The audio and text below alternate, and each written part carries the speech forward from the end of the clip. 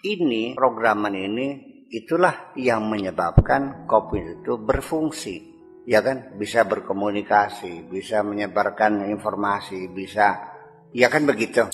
Hakikatnya komputer itu hidup atau mati? Mati. Plastik kok, kabel. Yang hidup apanya? Settingannya ini, yang programnya ini. Listrik mati ini kabel-kabelnya mati tak hidup? Mati. Bisanya muter ya karena ada arusnya. Maka kita pun semuanya hakikatnya mati kamu. Innaka mayyitun wa innahum lamayyitun. Kamu ini mayit, paham enggak? Kamu ini mayit kok, barang mati. Bisanya kamu hidup karena ada roh di dalam. Yang hidup itu roh. Kalau jasad mati kok.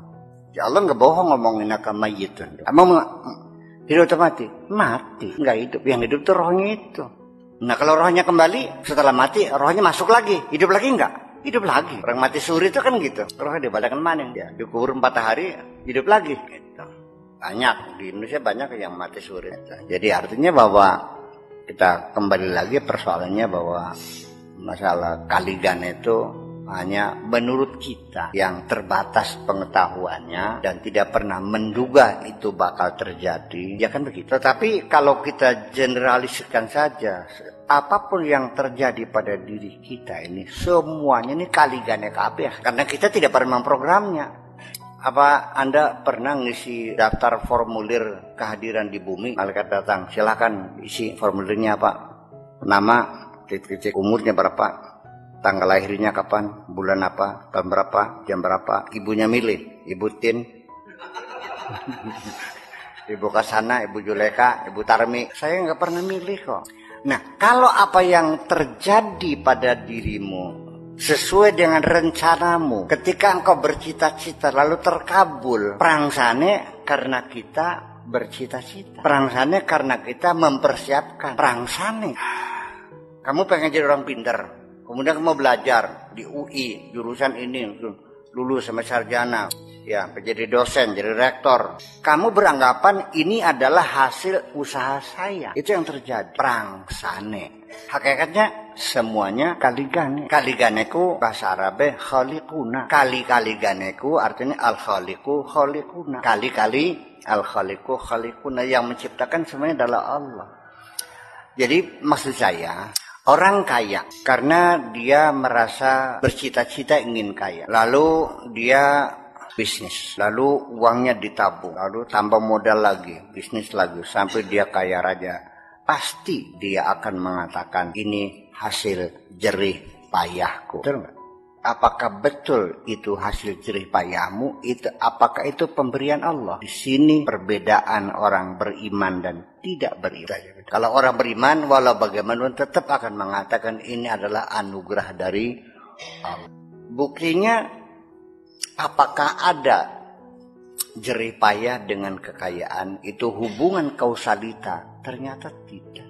Banyak orang yang jerih payah nggak kaya-kaya, dan ada orang yang tidur-tidur aja kaya. Banyak nggak orang yang peras keringat banting tulang tetap miskin? Banyak nggak orang yang santai-santai saja kaya? Ada hubungan nggak? Nggak ada. Kita tertipu, dikiranya antara jerih payah dan kekayaan dikiranya ada hubungan kausalita, ternyata enggak ada. Nah, kenapa terjadi demikian? Ya karena selama ini dia merasa saya bergerak sendiri, saya bangun sendiri, saya tidur sendiri, saya makan sendiri. Allahnya enggak ada. Saya hidup karena sendiri. Ya. Saya bisa bikin rumah karena usaha sendiri. Orang semacam itu bertuhan nggak sebetulnya? Lalu di mana peran Tuhan yang dipercaya? Sekedar Tuhan ada, titik. Ada nggak? Ada. Ngasih rezeki kepada kamu? Tidak. Tuhan sayang nggak? Tidak. Sudah Tuhan sekedar iya ada. Dan menciptakan langit bumi. Sampai kelompok rasional sendiri mengatakan bahwa percaya Tuhan ada, tapi Tuhan tidak pernah intervensi dalam urusan kita. Tuhan sebatas menciptakan, memberikan kita panca indera, otak, perasaan, hati, ya, dan kita bisa bergerak, bisa dikasih keinginan, kasih irodah, kita kasih potensi, dan kita bekerja berdasarkan pilihan kita. Tuhan tidak ikut campur menentukan nasib kita. Ada. Itu Muslim. Namanya kelompok Mu'tazilah. Bertuhan. Tapi seperti itu. Dan ini orang Indonesia Sekalipun mengatakan Mu'tazilah laknatullah alaihim, tapi perilakunya sudah perilaku Mu'tazilah semua. Dan tidak kafir, tidak. Saya tidak berani mengkafirkan mereka. Mereka beriman kok. Hanya teorinya begitu, bahwa kalau Tuhan menyuruh iman, melarang kafir, menghukum orang yang berbuat dosa, memberi pahala orang berbuat baik, sedangkan Allah sendiri yang menentukan orang itu cilaka dan selamatnya, apa artinya perintah? Itu logikanya Mu'tazilah. Sangat masuk akal sekali.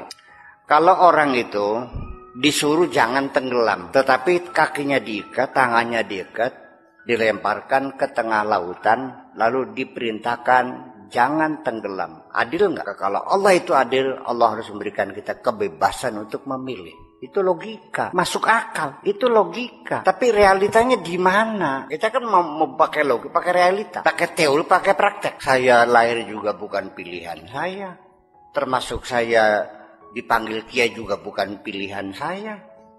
Saya jadi laki-laki bukan pilihan saya. Ya.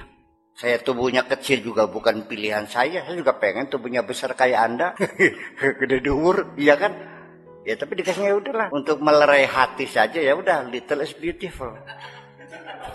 Kecil itu indah kan gitu.